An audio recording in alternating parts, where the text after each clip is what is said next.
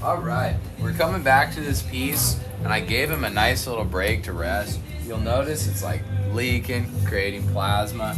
We're gonna take our wrapped water bottle, and now we don't have any stencil left, so we don't have to worry about keeping our cloths dry. We can actually get them saturated so that we can help get ink off of the skin.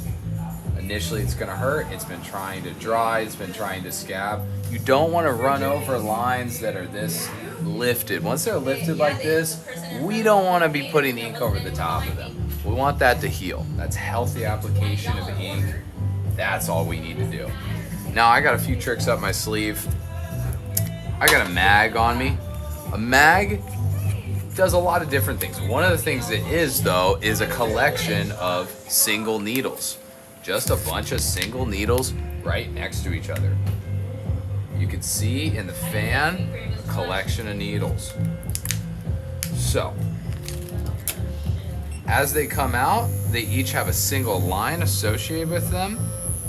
And like I said before, my stencil is leaving me. I wanted you to see what happens when you allow your stencil to leave. Now we can't really see our original plan, but we're gonna go ahead and freehand. We're just gonna follow our shape. You don't have to do anything. You really are making art. Just try to only break a few rules at a time and keep the rest of the rules. As far as art goes, never break rules based on health though. Keep all those rules secure. So I'm gonna sit my needle down and I'm gonna make the shape of the fan follow it. And I'm just going to lightly drag these lines up the paintbrush. Notice that it's creating all these tiny single needle lines. You might think to yourself, wow, that really looks like a bunch of single needles. It's because it is. Now watch the mag carefully to see if it actually is staying where you want it to. They're not super visible. So we're gonna try to drag it a little slower. And notice there's not enough ink collecting on one part of the fan. It's a difficult trick. We're gonna make sure every needle has enough to do the fan.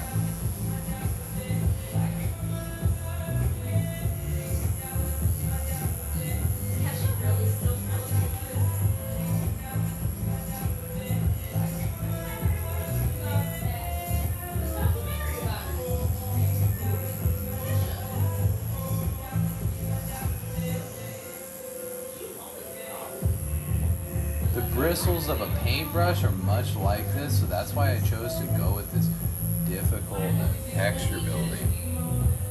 But I like the way it looks. It looks like a paintbrush. You gotta be careful not to run too close to your lines and end up making just a blackout.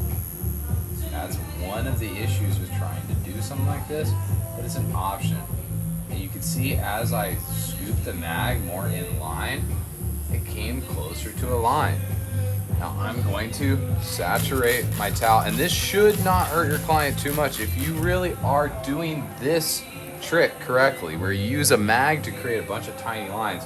It should be quite on the surface, almost like shading. It's gonna be a real close texture. This is a real intimate decision.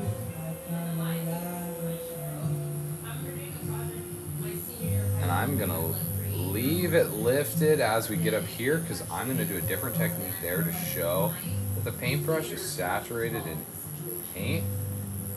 Composition wise,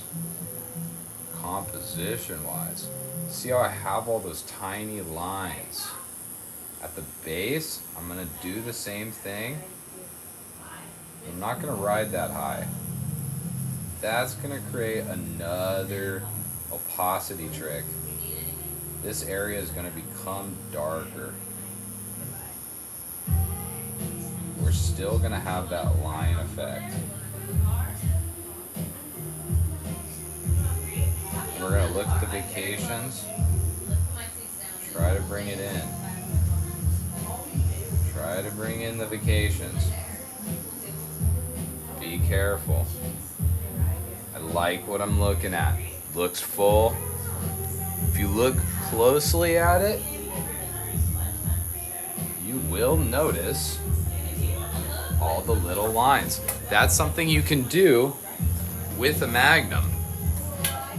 Okay, now we're gonna switch to more of a manual pursuit of a line. This is a 7-round liner. 7-round liner. The difference with the liner is that it's tight. It's a tight setup.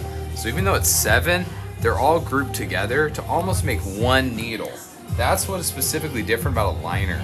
It truly just keeps a sharp edge. Tricks with the liner that are shade-based are quite difficult as well.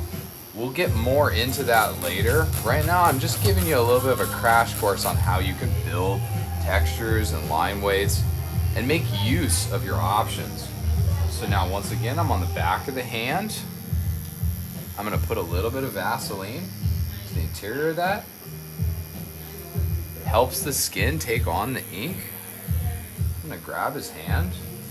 And because I have to use both my hands for the stretch, I'm not gonna be using a towel. I'm just gonna fire and forget. I'm gonna drag that line.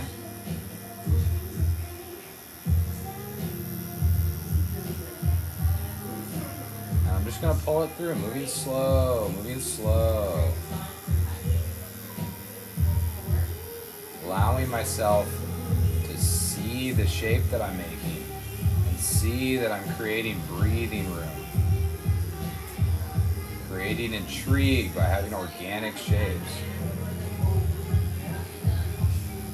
It's not so much about having a clean line, everything being a clean line.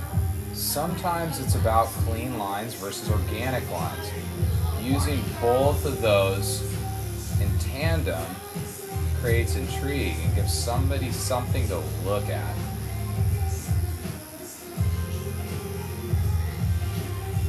We're gonna get more ink in there. When you start noticing that it's creating gray buildups and you're seeing a lot of the blood, chances are you don't have enough ink in the pocket of the needle. We're gonna take our cloth, just take a look at what we created. We created a really cool texture that communicates what the brush is. This is the texture of the brush. Now, do we want to leave that kind of breathing room, or do we want to try to bring those lines more inward?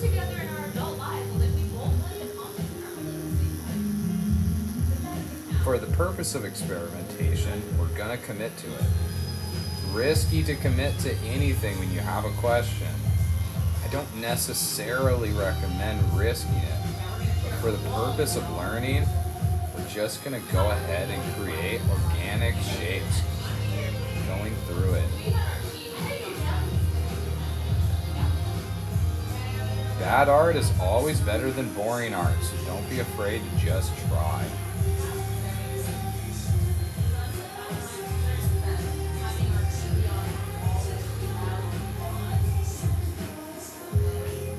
Wood is very, very natural.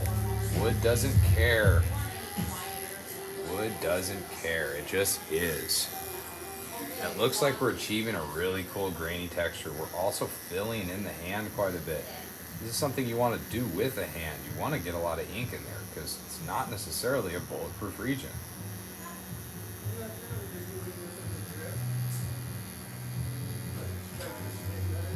What we have here is two really distinct shapes. We have these tiny single needles that created these strokes, taught us that it's a paintbrush in its texture. And then we created this wood texture. We created that by using lines that are smaller than the outline. Because the outline's thick, we're allowed to do that.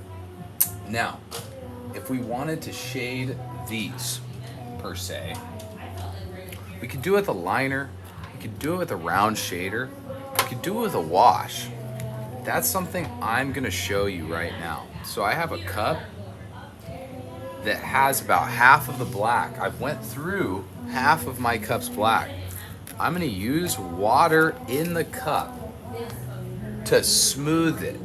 Mixing water and ink will smooth the ink. I'm gonna go back to my round shader.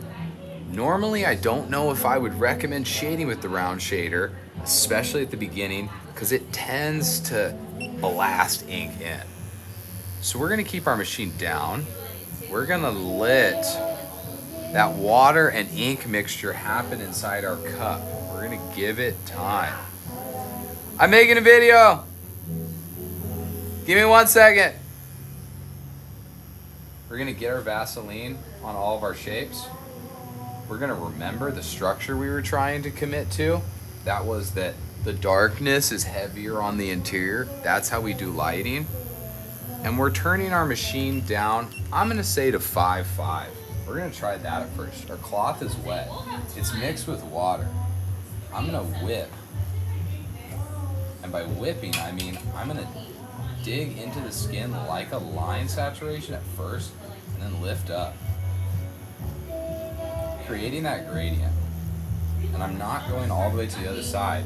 I had decided that I want my lighting to come from over here. And you should see little dots when you whip. Let the skin react first. Don't sit and try to push a bunch of ink. Because you're gonna be unhappy. You're gonna make it too dark.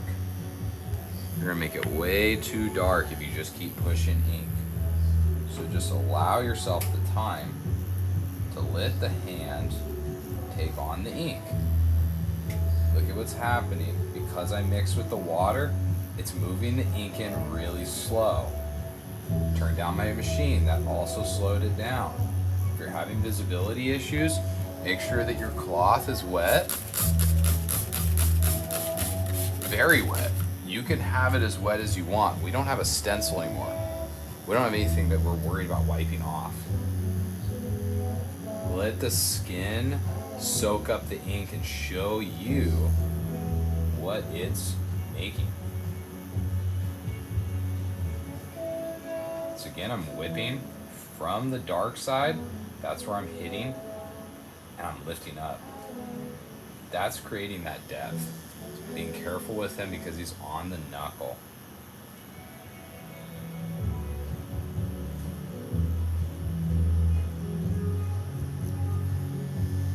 And trying to use control. If you want things to be bolder, sometimes it's not in the actual tattoo itself that you're going to create that boldness. Sometimes you have to look at the piece and look at the background. Is it the fact that the skin is really light on both of these sides that makes it difficult to see the lightness of our highlights? Is that something we want to pack white into? I think we should do white highlights. So we're going to go in and do that here in a second. Okay, so previously we talked about how we can put some contrast into this piece. I talked about the background, but that's not necessarily a project we're gonna get into right now. A lot of that stuff has to do with what your client's ready to do or wants to do and stuff. With what we have right here, a piece bordered by the lines, it is a good idea to do white highlights. This is a great opportunity to talk about white. White is difficult. And it's important. It also, a lot of times, it's not as much bang for your buck as some of your other options, like placing a black or placing a darker color or packing a color. But here's a few things to know about white. It's thicker. Try to keep your machine down a little bit more. Spend more time pushing into the skin. The thicker ink has a harder time going in. Now that's not to be said about every white. A good white for highlights is thick. Very important. The thinner whites tend to be used more for mixing with other colors to make them more pastel. That's another video, another subject entirely. But what we have right here is Star Bright White. Star Bright White is quite thick and holds super well, and I think that when I put it on this piece, you're gonna see the advantages to using white highlights. So, like I said, keep the machine down. The needle setup I'm using is a 7 mag. Round shaders are good. Now, why would I use a 7 mag when I have a space that could be filled with a 11 or a 13 mag? One second, Lauren. The reason why I'm using a 7 mag is because there's less surface tension. It's a smaller zone. That's gonna allow me to put in ink quite a bit better. especially with white, you want to use every technical option you have. Is she gonna hang out for a second? I can come check on it in a second. Okay, cool. So, once again, a little bit of Vaseline helps the ink actually go in. When we pack our white, make sure the skin is stretched. Small circles. Take your time. Push the ink into the skin. The white ink is thicker, like I said. Don't spend too much time wiping. Spend a lot of time putting ink in. Let it wipe itself off. Ultimately, you're gonna have to put a lot of ink to get any effect. The other thing with white is you're gonna see bleeding. You're definitely gonna see bleeding. Don't let it scare you. When you see the bleeding, you can't see what you're doing, just let it go. But if you see that the ink is dropping from the mag into the area, then you know the ink's going in. White is definitely an intermediate thing to be playing around with a lot, but it's a huge part of the beginning of tattooing. You should be practicing getting white highlights in there. Remember, it's okay to see bleeding. It's okay to see bleeding. You'll notice that it'll bleed every time you wipe. You're trying to wipe the blood away, get the ink in, it starts to bleed, let it go. Move on to the next area, let it do its thing. Watch the skin, treat the skin as if it's trying to communicate to you how much damage it's going through. White ink isn't really something that you shade with necessarily. It's more like colors you're blending. It's more about where you pack it, but you pretty much should always pack it full. Now on the edge, you can taper it a little bit. Just know that the healed product's probably not gonna show a lot of those effects that you're trying to do. Try to just smash it in there. Especially right here where I did that gray wash, I'm actually gonna bring the white through. I'm gonna let the white mix with the gray wash, creating a smooth transition, leaving no skin tone. We have a lot of skin tone effects in the wood. The wood being similar to that color, it makes sense, right? In black and gray, it doesn't necessarily have to be that. What I just explained, similar to that in real life, but you still have to apply the same thing. Using too much skin tone is gonna show, it's gonna make your piece look lazy. We're gonna let that white hang out right there. We're just gonna move on to the next thing. We're back on the knuckle. The knuckle is difficult. Try to stretch it hard. We were real nice about how we put in ink before. Now his life sucks because we have to put in ink hard. Give him a moment, watch his reactions. Don't try to torture him. Just get some ink in there, let it bleed. You might be putting in enough, so don't hurt your mans. Okay, we're gonna pull this hand up. The knuckle does not hold ink super well. We are not gonna smash this whole thing with white. Putting him through that is unnecessary, especially if a lot of it's just gonna fall out. High fallout regions, just try to use skin tone or full black. Don't try to shade or pack your whites. Now, if we get into more advanced stuff, there is more than definitely a way to get stuff in anywhere. Pack white into anything you want, but you gotta know the rules. You gotta understand what you're doing. We have a lot of white highlights in this piece. Let's go ahead and wipe it full and see kind of what we're looking at. You'll notice more of what your piece is gonna be like directly after the wipe. The bleeding is going to get in the way of your visual to see what you're actually making. So as you wipe, take a look at it, understand that what you're seeing is what you're gonna get, and let it bleed again. It's not gonna stop bleeding. White is something that you can see through really easily. So once it starts to heal, he's gonna have pink.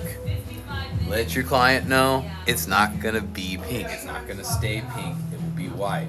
But a good packed white, it's gonna get real fucking pink.